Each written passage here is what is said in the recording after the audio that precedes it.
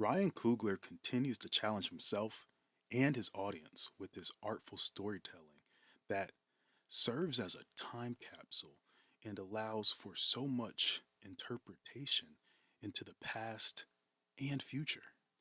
Sinners takes place in 1932 Mississippi, 67 years after slavery had supposedly been abolished after the Civil War. But if you stay until the end, I'll explain how slavery was still practiced legally in the United States until World War II. We're introduced to twin brothers, commonly known as Smoke and Stack, returning home to Mississippi with hopes of finding more freedom from living out the American dream and becoming entrepreneurs. They purchase an old sawmill from a white man, who is later revealed to be the grand wizard of his KKK chapter. Surprise, surprise. The difference in Smoke and Stack's values and fates are foreshadowed in the dialogue with the terrorist. The undercover Klansman states, I thought you boys were dead set on buying the place. The more time I spend with y'all, the less sure I am you boys serious about it. To which Smoke replies, ain't no boys here. Before Stack adds, just grown men with grown men money. And Smoke ends with threatening, and grown men bullets. With each conversation in the film, Coogler's dialogue hints at a character's motivations, and they can't be divorced from any interaction. When Smoke reunites with his estranged lover, Annie, he scolds her for accepting plantation currency as a form of payment, stating, I can't believe you taking this make believe shit. He then offers to trade her real money for it. To which she states, I don't want your money. Your money comes with blood. Smoke replies, all money comes with blood, baby. Annie says, well, not like yours. To which Smoke says, this shit won't even spend nowhere else, in reference to the plantation currency. Annie responds, I ain't got nowhere else. I don't need that cursed money you got. Smoke goes on to reveal that he has only seen power, and only money can give you that. Even at the juke joint, Smoke chastises Annie and Stack, stating, this ain't no house party, and it damn sure ain't no charity. We taking cash. US motherfucking dollars. Conversely, Stack defends his position to accept plantation money and states, that old nigga worked his ass off for them wooden nickels. See, these niggas been working in the field all day. When they show up here, let them enjoy themselves. This place is supposed to feel like it is for them. Well, it's not until Stack turns into a vampire that we better understand both brothers' values. After Stack is in the sunken place, he tells Smoke, we was never gonna be free. We've been running around everywhere looking for freedom. You know damn well we was never gonna find it. This is one of the many tragedies in the story and in life. Stack, like so many other people, has given up on trying to find freedom. Instead, Stack would rather lose a part of himself, conform to a system, and accept his form of plantation currency. By the end of the film, we discover that Stack survives as a vampire, who now pays with grown man money from a bigger plantation, one that has slaveholders celebrated on the make believe currency. Before Stack parts ways again with his cousin, Sammy ponders and asks, before that sun went down, that was the best day of my life. Was it like that for you? Stack replies, no doubt about it. That was the last time I seen my brother. Last time I seen the sun. Just for a few hours, I was free. Now, knowingly or unknowingly, Stack admits that he is not free. Yet, he chooses to stay oppressed, unable to see the sun or be reunited with his brother. He is sold out. It gives more weight to Stack's dialogue when first reuniting with Mary at the train station. Stack callously states that Mary's mom was just a safe place for him, with food and a warm bed. Now, he may have been lying about his disregard for Mary's mother, because Smoke later reveals that the brothers showed their appreciation by sending many flowers to Mary's mother while she was still alive to smell them. Regardless, a grieving Mary said, "Rot in hell, Stack." Stack retorted, "I will. I'll save your trifling ass a room right next to me." Now, Stack and Mary live in a unique hell together because they value the feeling of freedom more than actually being free. Smoke, on the other hand, stopped running. He wanted money and power to buy freedom and safety for his brother and loved ones. But he realized that even if the vampires had not come to the juke joint, the KKK would have. The Irish vampire Remick told Smoke, "You ain't safe here. No matter how many guns or how much money, they gonna take it from you when they want. You built something here tonight and it was beautiful, but it was built on a lie. Hogwood, he's the grand dragon of the Ku Klux Klan. They was gonna kill you." Earlier, Smoke says he comes home to deal with the devil he knows because even Chicago feels like a plantation. After he kills the devil in Remick, then he has grown man bullets to use for the Klansmen. Smoke may have been more violent than Stack because he knew that violence may be necessary for freedom when white men are rigging the game with or without money. Through the duality of the Smokestack twins, the audience is left wrestling profound questions. When a new idea comes into the world, a great idea, it has to answer two questions. One is, what do you do when you're weak? And the other is, what do you do when you're strong? When you're weak, do you compromise in order to survive? Or are you bloody minded and determined? In which case, most likely you'll be destroyed. But if you're not destroyed, you become something huge. And the second question is, when you become something huge and your enemies are at your mercy, do you forgive them? And are you tolerant? There are legends of people born with the gift of making music so true it can pierce the veil between life and death, conjuring spirits from the past and the future. This gift can bring healing to their communities, but it also attracts evil. This reminds me of the scripture: the tongue has the power of life and death, and those who love it will eat its fruit. Speaking of scripture, Father Jedediah wants his son, Sammy, to help him deliver the Sunday sermon. Sammy agrees to help with the sermon, but he wants a night off beforehand to feel free and play blues at the juke joint. This is just dancing with the devil to Sammy's father. Before the shindig, Sammy is introduced to an older blues player and drunkard named Delta Slim. It is difficult for Slim to join the twins at their juke joint because there is no job or financial security with them. White business has had a head start on capitalism. White oligarchs did not just buy most of the property on the monopoly board, they bought most of the means of production, and they own the financial institutions. They've just made the plantation larger and called it their economy. Delta is innately aware of this when initially declining to work at the juke joint. But he is eventually persuaded and he contributes to black business. During the car ride, Stack, Sammy, and Slim ride past wrongfully convicted men forced to do manual labor, a new form of slavery after the Civil War. Slim anguishes because the men were his friends.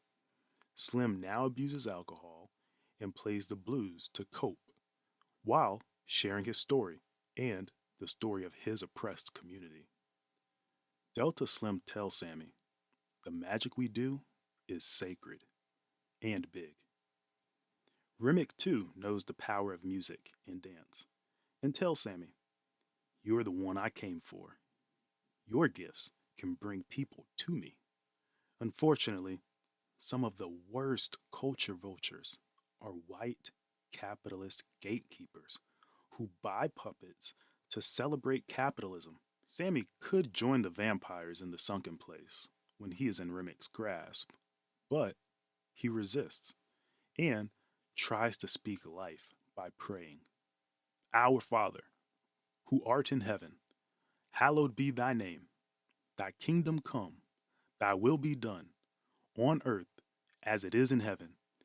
Give us this day our daily bread, and forgive us of our trespasses, as we forgive those who trespass against us. And lead us not into temptation, but deliver us from evil. But to Sammy's surprise, Remick joins the prayer. Remick confides in Sammy and states, Long ago, the men who stole my father's land forced these words upon us. I hated men, but the word still brought me comfort. Those men lied to themselves and lied to us. They told stories of a God above and a devil below, and lies of dominion of man over beast on earth. We are earth, beast, and God.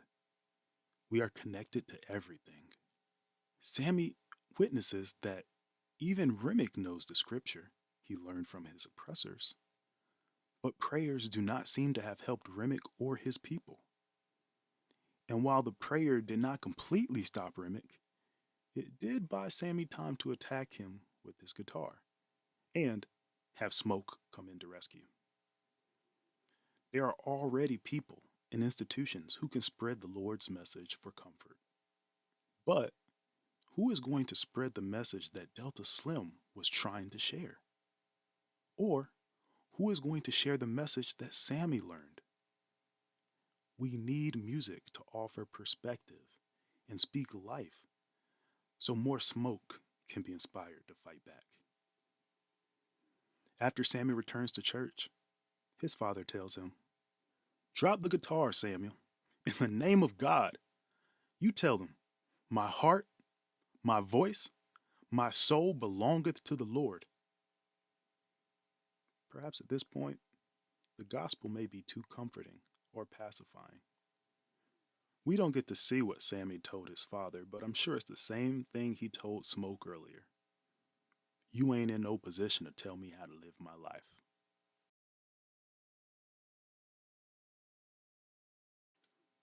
And with sinners released on Easter weekend, perhaps the current state of organized religion is in no place to tell people how to live their lives. Okay, hear me out. So, Christ is risen on Easter. Isn't that wild? A man literally rose from the dead? But you know what's wilder? We celebrate Jesus' resurrection all over the world like this sanitized, feel good, triumphant moment. But why? Besides the fact that a man literally rose from the dead. Like, why was he dead in the first place? Where was this happening? And what was happening that he needed to come back? Our main character, Jesus, was a Palestinian Jew under Roman occupation. Palestinian and a Jew? How is this possible? The Arab Jew binary is propaganda. Linguistic, religious, and national categories are not mutually exclusive. But anyway, Jesus was tortured, arrested, and then executed by this Roman military empire. Why? Because he challenged the empire's authority, and not just spiritually and religiously, like the way that we're taught to think about it, but politically and economically. Remember, Jesus was healing the sick for free. He was feeding people for free. He was making tax collectors look like total idiots every time they had a public conversation with him. He was flipping merchants' tables over in temples. Jesus was preaching a kingdom that was not of this world and We all know how much the empire loves its consumers and taxpayers. So they crucified him because even though he was a peaceful protester, he was a danger to the status quo. Empires don't care if you're peaceful, they care that you are obedient. Where it gets interesting symbolically is when they bury him and go look for the body the next day and find nothing. In trying to bury him, they are metaphorically trying to bury the truth because Jesus is the truth. Jesus is the way. Jesus is the light. When I think of it like that, not only is the resurrection a great plot twist where your favorite character comes back to life, but it can be a metaphor for the things that can't stay dead, that can't stay buried. Because you can kill a person if you bury the body. You can shut down and bury a movement. You can bury an entire people if you try hard enough.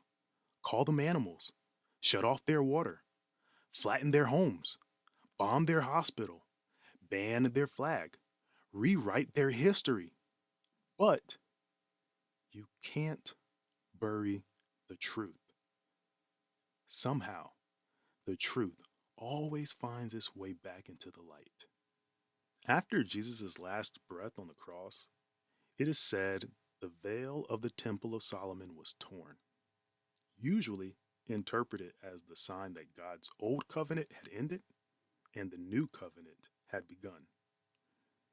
But when I think of Jesus as the truth and the story of his crucifixion and resurrection as the attempted burial or suffocation of the truth, the tearing of the veil is like the internet breaking open after October 7th. In those few initial days after October 7th, the truth was pouring out at an unstoppable force. And for those of us who knew before the 7th, you could feel that the cap was suddenly off, that the veil had been torn, that the old covenant, the old image of the only democracy in the Middle East just immediately fell apart. I mean, you can shut people up. They had been shutting us up for decades. You can pretend that it doesn't exist. You can avoid learning about it. But once you see, you can't unsee. And there has been so much to be seen. So, if you're a Christian and you're celebrating Jesus' resurrection, and you are also a Zionist or a defender of Zionism, if you're still calling the Gaza genocide a war, then I think it is worth asking yourself on this most holy and magical of days. Is it Jesus himself that you revere, or the crucifixion, the sacrifice he made to help keep your conscience clean? When you pray, is it to Christ and to his Father, or to the empire that crucified him? And if Christ were alive today, he would be crucified, and I assure you he would be, given his track record. Would you be weeping by his tomb? Or would you be rolling the stone to cover it? Ryan Coogler's Sinners could galvanize people to respect Christ by singing and praising against the empire that makes them use modern day plantation currency with slaveholders celebrated on it. That plantation system doesn't want humanity to truly celebrate Jesus. The United States wants you to celebrate the crucifixion of Jesus, but then act like the problem was solved afterwards. No. After the crucifixion, the Bible continued to talk about Jesus' disciples still being persecuted. There were even warnings of the Antichrist and people who would praise him for preaching hate when we should all know that love is the truth and the way. Fortunately for us, you can't bury the truth. You can't bury love. And without imagination, there is no love. Without imagination, there is no memory. Without imagination, there is no sensation. Without imagination, there is no will, no desire. And history is a living weapon in your hand, and you have imagined it.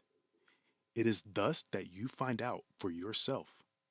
History is the dream of what it can be. It is the relation between things in a continuum of imagination. And what you find out for yourself is what you select out of an infinite sea of possibility.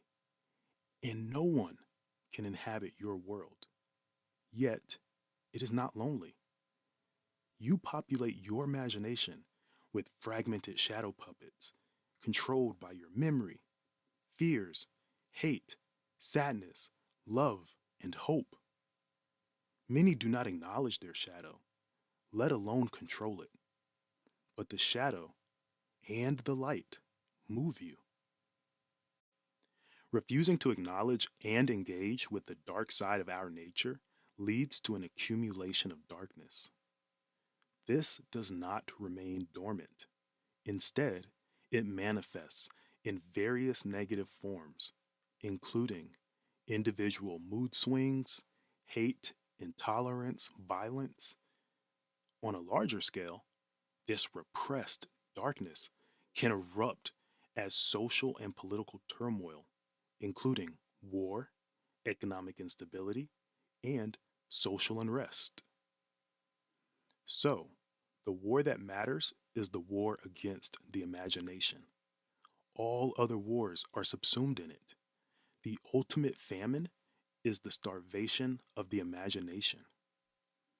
Fortunately for us, Ryan Coogler made a fine gumbo out of this film that leaves our imagination so much to digest. I have even imagined who might be Stack and Smoke's father. But let me start with Sammy's guitar.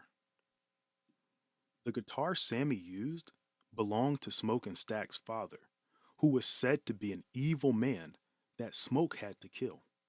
Again, Smoke taking evil head on while Stack was unconscious, or not woke. Smoke wanted to escape to another plantation, but it was Stack who wanted to go to a town founded by free slaves and was black owned. But once there, the twins were not welcomed because superstition was that some of their father's evil must have passed down to them. Smoke then tries to talk Sammy into doing church music or leaving for a free life in Mount Bayou with proper black folks, while leaving the improper stuff to him and Stack. Smoke was genuinely concerned about Sammy. During this same conversation with Sammy, Smoke said, "I know plenty musicians. I ain't never met a happy one." Could Smoke have been thinking about his father? We know that Smoke killed his father, but during this conversation, Smoke also threatens to kill Sammy if he keeps playing the blues at the juke joint. Smoke may have been genuinely scared about Sammy turning evil, like the twins' father. Lucifer, or Satan, was the angel of music after all. But might we know who the twins' father was? Well, there is a folklore about a man selling his soul to the devil to play the guitar masterfully. That soulless man may have been the twins' father and Sammy's uncle. That would also mean that Sammy may be using a guitar imbued with powers from the devil, since it belonged to the twins' father. However, it was up to Sammy to determine how to wield that energy. Speaking of energy, Annie was a strong black female protagonist with a noble moral compass. She wanted no part in blood money. She cared for others, and she directed her energy towards hoodoo to protect smoke. She is akin to the long lineage of black women who organize, march, protest, and protect black men, despite the women not always being kept safe or cared for in the manner they deserve. Black men need to direct more energy towards loving and protecting black women. Protecting people requires being mindful of danger, and the vampires used money for many of the doorway interactions. The vampire Remick used gold to win his way into the racist couple's household. The need for the white man's money is what prompted Mary to go outside and get infected. In 1992 Chicago, Stack and Mary entered the closed nightclub during the credits by offering money. The entry into the mill was rooted in a conversation about buying it from the Grand Wizard. Money is used as mind control. Money is storytelling. People have to believe the currency brings influence for goods and services, but people should be mindful of the blood that is on money. Speaking of money, typically, when a Hollywood studio buys a film, they typically get full creative control, make their money back before any residuals or profits are paid out to the director, cast, and they own it in perpetuity. So they can continue to distribute it and make money from it years after release. But Coogler retained final cut, received first dollar gross, and most importantly, will own the film outright 25 years after release. According to Vulture, some studio executives were freaking out about the deal because it sets a precedent, with the one studio exec saying, it could be the end of the studio system. While Coogler has said he sees this as a one off deal because of Center's focus on themes of ownership for black artists. This is yet another important step in the quest for independence across all creative disciplines, whether you're making music or movies. And not to mention, Coogler is not the first director to have a deal structured like this with a studio. But at this point, Ryan is a living legend, making artful stories piercing the veil between life and death, honoring the past and where the future could go. He has a gift to bring healing, but it also attracts evil. There is a reason that headlines like this exist. Who owns the capital? Who owns the wealth? Is it the sharecroppers with wooden coins from the plantation? Is it the twins who stole money from the mob? Is it Stack with grown man money? Or is it the white man who owns the land to sell it, then only to steal it back?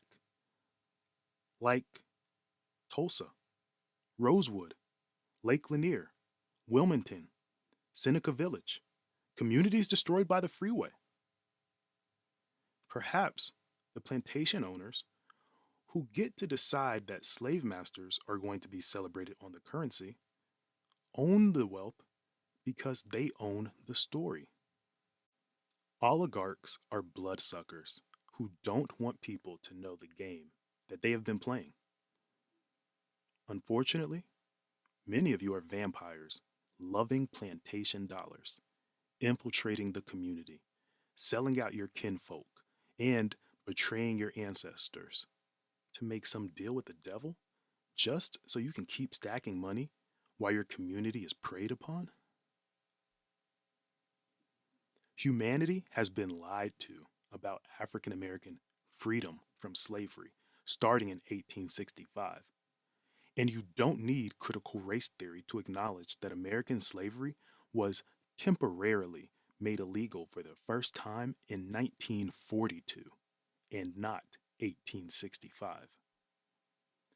I want to talk about convict leasing. It's one of those things that we all learn about eventually, usually by watching The Shawshank Redemption, which, while being a good example, is also an extremely sanitized one. To truly understand how this scheme played out, we have to let go of all of our modern ideas of how the criminal justice system is supposed to work.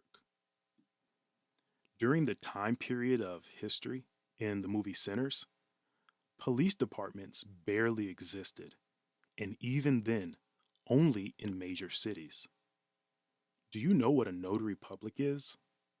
They're someone entrusted by the government to witness signatures on contracts.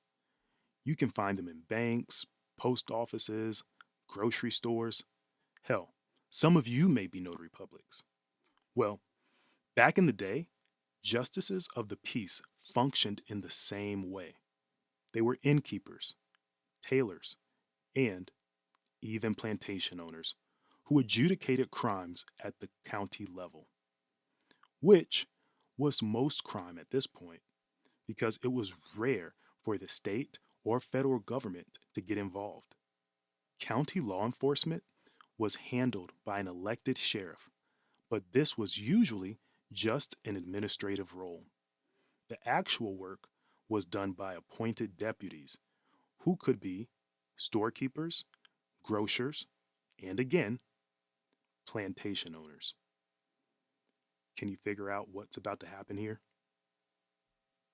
A sheriff's deputy, a bounty hunter, sometimes just a random white person, would seize a black man walking along the railroad track and take him to the nearest justice of peace slash tavern owner. The justice would invariably find him guilty of something.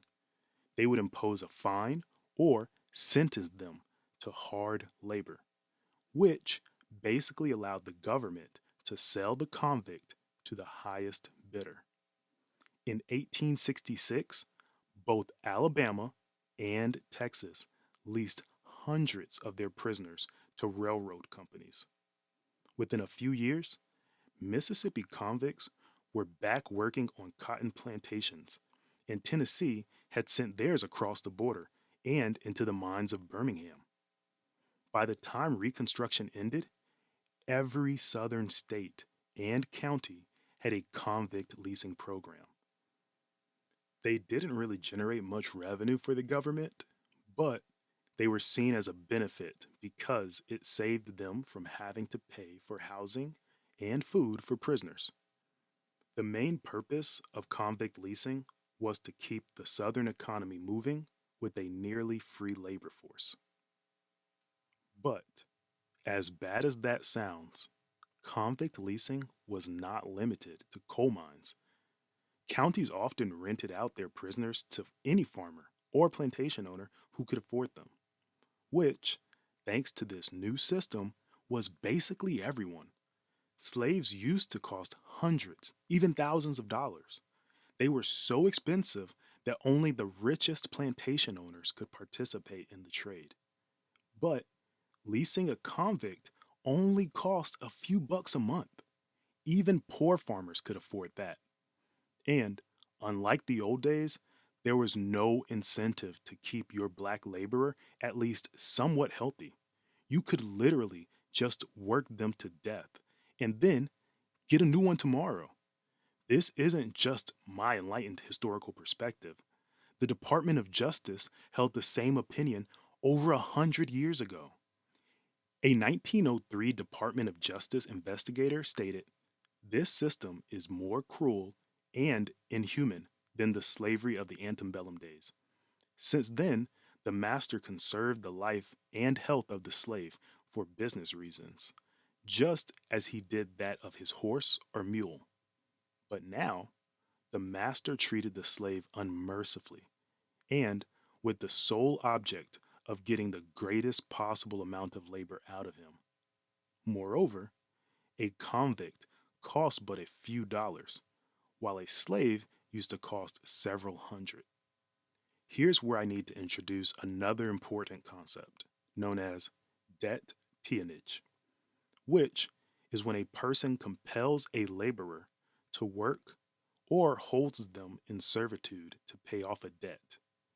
I know that a lot of you are immediately going to think I'm talking about sharecropping, and I'm not. Just briefly, sharecropping was when a landlord would let a tenant farmer work a piece of their property in exchange for a share of the final crop. While sharecroppers often fell into debt, especially after a bad season, they were still technically free and mostly white. Debt peonage is when you owe me $10 and you're basically my slave until you pay it off. This is the same basic idea behind convict leasing. You owe money to the state or county, so you work it off with hard labor. But let's say you owe a fine and you can't pay it. You don't want to be sent to the mines, but you're in luck. The sheriff's deputy who arrested you is also a plantation owner. He's willing to pay your fine for you as long as you're willing to work off the debt on his farm. You sign a labor contract for 9 months, not realizing that you also just agreed to be locked up at night and pay for your recapture should you try to escape. Keep in mind that since your debt to the state has been settled, you're technically not a criminal anymore. You're just a laborer who has agreed to be treated like one.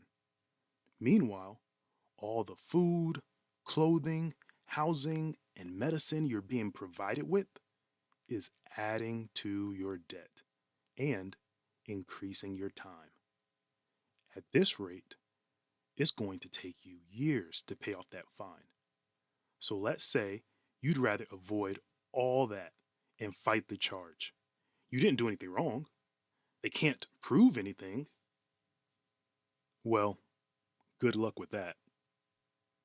You have no right to an attorney. That doesn't start until 1964.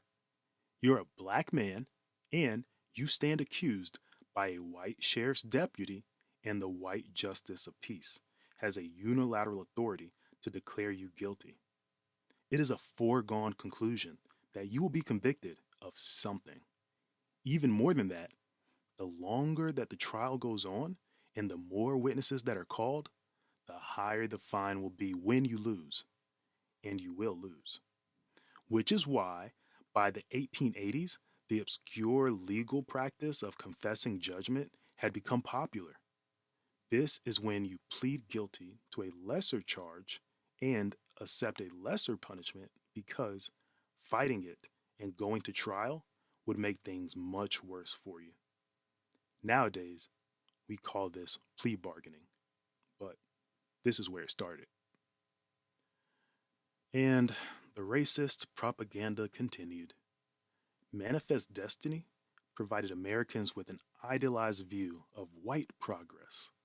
And then, to top it all off, Northerners were bombarded with the news out of the South regarding an apparent crime wave following the abolition of slavery. This was a result of the Black Codes, which were presented as neutral, while the freedmen were presented as violent criminals. If you were to ask a white Northerner to describe a black person in the 1850s, before the Civil War, they would have used words like loyal, dutiful, reliable, hardworking, and trustworthy. While still servile in nature, I hope we can agree that these are mostly positive traits. But by the 1890s, when convict leasing and debt peonage were widely practiced, they were a threat, uncivilized, demonic, lascivious beasts roaming the country.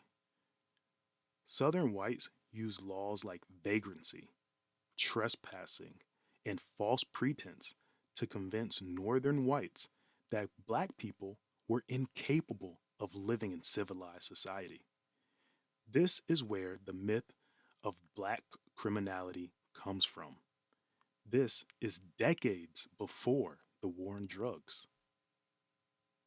President Roosevelt asked his cabinet what the enemy was going to use against the United States in the coming propaganda war. The answer was the treatment of the Negro. In addition to disenfranchisement and segregation, the convict leasing debt peonage system was still holding thousands of people in bondage. A man named Charles Bledsoe pled guilty to peonage in Mobile, Alabama in October 1941, just 2 months before Pearl Harbor. America could hardly claim the moral high ground or point fingers at Japan and how they were treating the Chinese or Koreans when we had our own subjugated underclass. So, on December 12th, 1941, FDR's Justice Department issued Circular 3591. A summary of the department files on alleged peonage violations discloses numerous instances of prosecution declined by the United States attorneys. The chief reason stated as being the absence of the element of debt. In the matter of control by one over the person of another, the circumstances under which each person is placed must be determined, i.e., the subservience of the will of one to the other. Open force, threats, or intimidation need not be used to cause a person to go involuntarily from one place to another to work and to remain at such work, nor does evidence of kind treatment show an absence of involuntary servitude. In the United States, one cannot sell himself as a peon or a slave. The law is fixed and established to protect the weak minded, the poor, the miserable. Men will sometimes sell themselves for a meal of victuals, or contract with another who acts as surety on his bond to work out the amount of the bond upon his release from jail. Any such contract is positively null and void, and the procuring and causing of such contracts to be made violates the law. To assure emphasis on the issue of involuntary servitude and slavery in considering these cases, the Federal Bureau of Investigation has been requested to change the title of its reports from peonage to read involuntary servitude and slavery. This memo told prosecutors to stop trying these cases under the federal anti peonage statute because so many people were using the same defense as John W. Pace that since the debt wasn't real, this wasn't peonage, it was slavery, and slavery wasn't a crime. They were told to stop calling it peonage and start calling it what it is: slavery. The memo provided them with a list of other statutes that could apply and told them to aggressively prosecute these crimes as part of the war effort. Over the next few months, dozens of cases would be opened across the country. In September 1942, on a farm outside of Beeville, Texas, a man named Alfred Irvin became the last chattel slave to be freed in America. Not indentured servant, or convict laborer, or debt peon, slave. Here's a news article from the Times saying as much. The Skrobacek family held him as a slave for at least 4 years.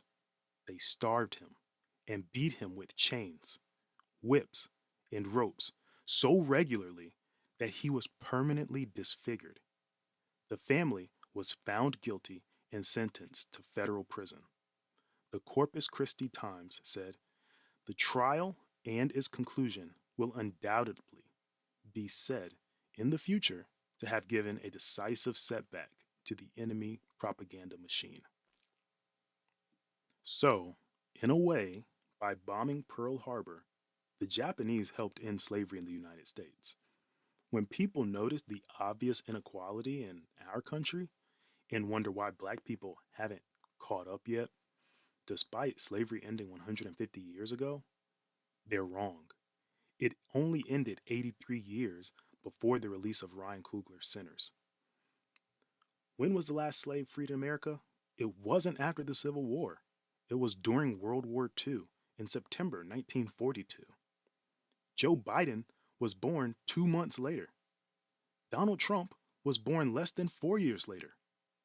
And Bernie Sanders was born 1 year before the last person was freed from slavery in America. Until Biden, Trump, and Sanders graduated college, black people had to drink out of a separate water fountain. Segregation didn't end until the Civil Rights of 1964. Jim Crow ended with the Voting Rights Act of 1965, which allowed black people to vote again. But just a few years after that, Nixon came along with his war on drugs, which disenfranchised and imprisoned even more black people on purpose. One of President Nixon's top advisors stated the Nixon campaign in 1968 and the Nixon White House after that had two enemies: the anti war left and black people. You understand what I'm saying? We knew we couldn't make it illegal to be either against war or black. But by getting the public to associate the hippies with marijuana and blacks with heroin, and then criminalizing both heavily, we could disrupt those communities. We could arrest their leaders, raid their homes, break up their meetings, and vilify them night after night on the evening news. Did we know we were lying about the drugs? Of course we did. Most white Americans don't even want black people to benefit from diversity, equity, and inclusion programs, let alone offer any reparations. But why haven't we done reparations? We clearly owe them. And by we, I don't mean white people. I mean the government of the United States. Since the colonial days, the laws of this country have been used to force black people into a permanent underclass. For the first 100 years after independence, the Constitution not only allowed, but protected slavery. And immediately after it was abolished, the criminal justice system was used as leverage to extract as much labor and wealth out of black people as possible, either directly by sentencing them to hard labor in coal mines, or indirectly by issuing an exorbitant fine that was then paid for by a plantation owner who held that debt over them while simultaneously increasing it so that it took years to pay it off. If they tried to leave, they'd be arrested for breaking a labor contract and given more hard labor. This blatantly unjust system created generations of people who rightfully fear going out alone and have learned not to expect help from the authorities. They don't trust the police and have lost all faith in the criminal justice system. And who can blame them? For almost 100 years, the primary purpose of the judicial system was to coerce black people into meeting the labor demands and social customs of the white majority.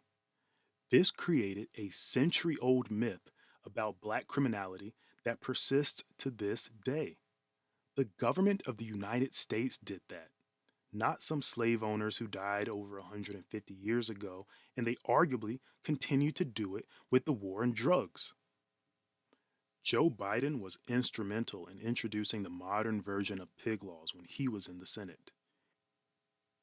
We went from the slave codes and chattel slavery to the black codes and neoslavery, which is convict leasing and debt peonage, to the war on drugs, the prison industrial complex, and the student loan debt crisis.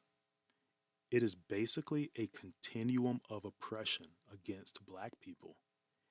And let's not forget how Trump questioned Obama's legitimacy before wanting to drag America back into his overtly racist, misogynistic, and xenophobic past. This version of history, otherwise known as what actually happened, explains much more about the current state of racial inequality in our country than the standard American myth we were all taught. In the miseducation of America, the black community is gaslit as much as the Smokestack twins were when the Grand Wizard of the KKK said it no longer exists.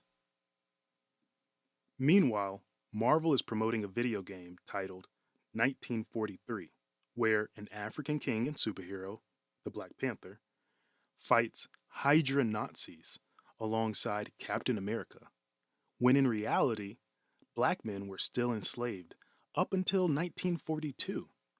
Yet, Captain America and Black Panther are not fighting Klansmen or neo Nazis. This game would join a long list of games that allows Americans to feel heroic in their violence towards Nazis.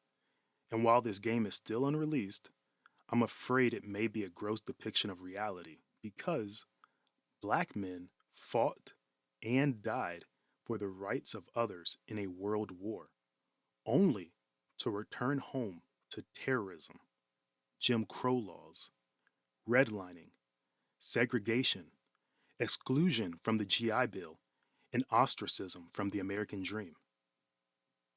Black people do not even receive the luxury of having popular superheroes fight the systems of oppression harming black people.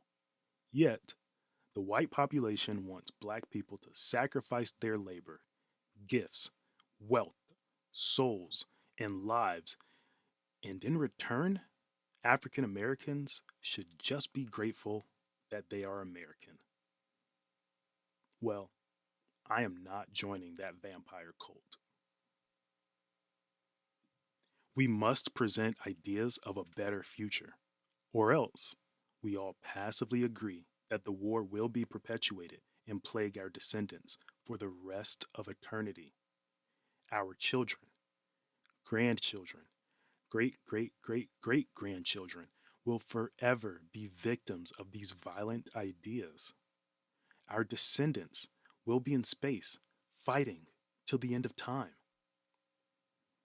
We are not just the products of history, we are also its authors.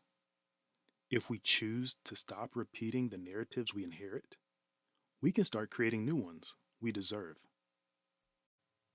Remember that history is a living weapon in your hand. So, what history and future are you going to imagine, sing, fight, and love for?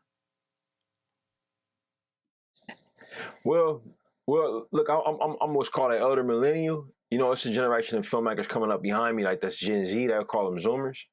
Um, but for them, I think they have an incredible advantage to just having grown up with with smartphones in their pockets. I don't think that's an advantage for their psychology. You know what I'm saying? Like, but it is an advantage for their filmmaking abilities. To have access to this type of technology constantly, and I think that the movies that I see them make, when I look at things on the internet, I'm just always kind of blown away by the editing style and the way that they see the world. And we need their movies. Look, for me, a lot of my business success has been put in the context of me being black. And I think that's a part of. I think that's a part of it. The issue when people write about what my films have done. I'll say this: the year Panther 1 came out. Yes, it was the highest grossing film ever made by a black person. It was also the highest grossing film domestically that year made by anybody. And for some reason that was never talked about. And for me, what I'll speak to, and after coming off of this movie and researching Delta Blues music, this music made by people who the state was built to make it so that they had nothing, to make it so that they had to be sharecroppers. You know what I mean? To make it so that they couldn't leave. To make it so that some of these plantations were so massive that they had their own currency and their own banking systems that they would pay them with. they were able to make art that changed the world. That art became rock and roll. That art became the country music empire. That art became hip hop. You know, that art became house music. You know, like the fact that their stories were so amazing and so valuable, even though they were being told that they were worthless. You know what I mean? Even though they were told that they didn't deserve anything. You know, that has stuck with me. And for me, you know, what I would say to not just young filmmakers, like I think that it's filmmakers of all ages that have yet to make their first movie. You know, so what I would say to aspiring filmmakers, you know, regardless of their age, aspiring filmmakers that are just removed from where you were when you met me in 2013, right? I would say go make your movie. Go make your movie. Even if people are telling you that what you want to make a movie about is not important, keep going. Find a person who will support you. You know what I mean? Get better at your craft and go get it done. You know what I mean? So that you're no longer an aspiring filmmaker. You are just a filmmaker who's looking to make your next thing.